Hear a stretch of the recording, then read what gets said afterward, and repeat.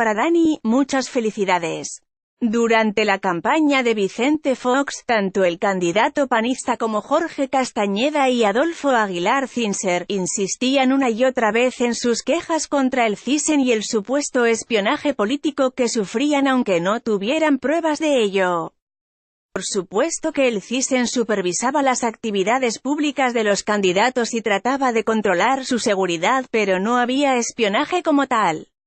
Paradójicamente, estábamos hablando de una de las épocas en que mejor y más profesionalmente funcionó el CISEN, durante los últimos 2 años de la administración Zedillo. Nunca hubo tantos y tan capacitados cuadros jóvenes trabajando en esa instancia de seguridad. Cuando Fox llegó al gobierno casi deshizo el CISEN, le quitó presupuesto, atribuciones y personal, pese a la oposición del secretario de Gobernación, Santiago Crili, de quien fue designado como su director, el ahora ministro de la Suprema Corte de Justicia, Eduardo Medina Mora.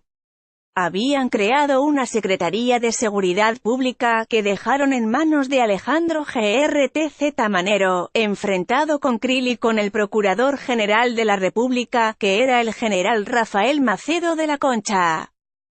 Grtz se dedicó a desarticular las áreas de seguridad que había heredado e incluso a perseguir a alguno de sus principales operadores. Sus objetivos principales fueron el CISEN y la Policía Federal. Al mismo tiempo, Aguilar Cinser fue puesto al frente de una Comisión Nacional de Seguridad en la que se pretendía que todas las áreas de seguridad, incluyendo el CISEN, el Ejército y la Marina, participaran y rindieran cuentas ante Adolfo. Nunca funcionó. El CISEN se salvó porque lo respaldó Crili por el trabajo, realizado bajo enormes presiones y limitaciones, de Medina Mora, pese a que buena parte del personal más calificado se fue a la PGR de Macedo de la Concha, donde, para cerrar los huecos que dejaba Grtz en la SSP, se había creado la Agencia Federal de Investigación, bajo el mando de Genaro García Luna. Todo esto viene a cuento por el affair CISEN que acaba de protagonizar Ricardo Anaya. La denuncia del candidato del Frente, con video incluido, sobre el espionaje al que estaría siendo sometido por el CISEN, terminó siendo un absurdo montaje.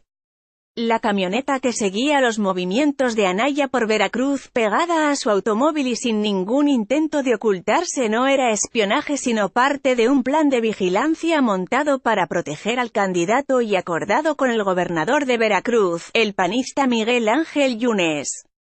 No hubo espionaje, simplemente un montaje y oso políticos del candidato.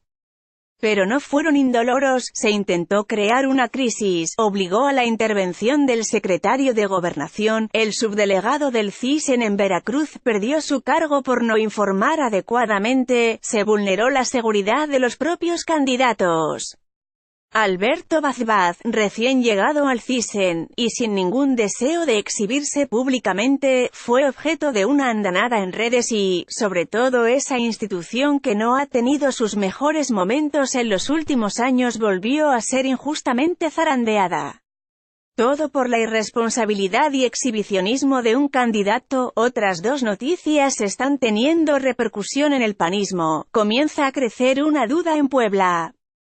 El exgobernador y exaspirante presidencial, Rafael Moreno Valle, había llegado a un acuerdo con Ricardo Anaya para quedar en el segundo lugar en la lista de senadores plurinominales del Frente, pero ahora resulta que, por otros compromisos, sobre todo con Jesús Ortega, Gustavo Madero y sobre todo con Miguel Ángel Mancera, el exgobernador podría terminar en el lugar 8 o 10 de esa lista.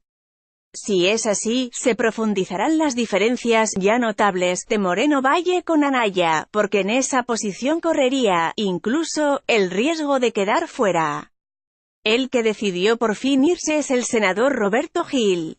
Uno de los legisladores más brillantes de los últimos años se hartó de las diferencias con la dirigencia panista, dio un paso atrás y deja su escaño. Había sido más que maltratado por la gente de Anaya.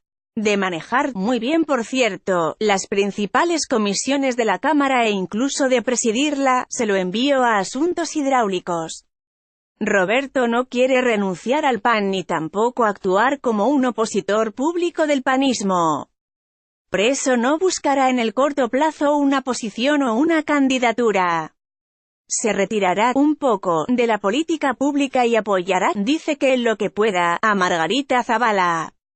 Definiciones priistas. Este fin de semana será el Consejo Nacional del PRI que confirmará la candidatura de José Antonio Meade a la presidencia de la República.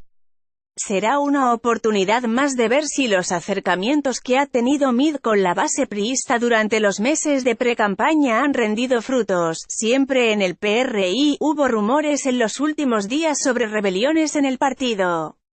No era verdad, lo que hay es inquietud porque este fin de semana también se publican las listas de senadores y diputados uninominales de ese partido. Para comprender el tamaño de las presiones, se debe tomar en cuenta que existían 15.000 aspirantes para esas 364 posiciones legislativas.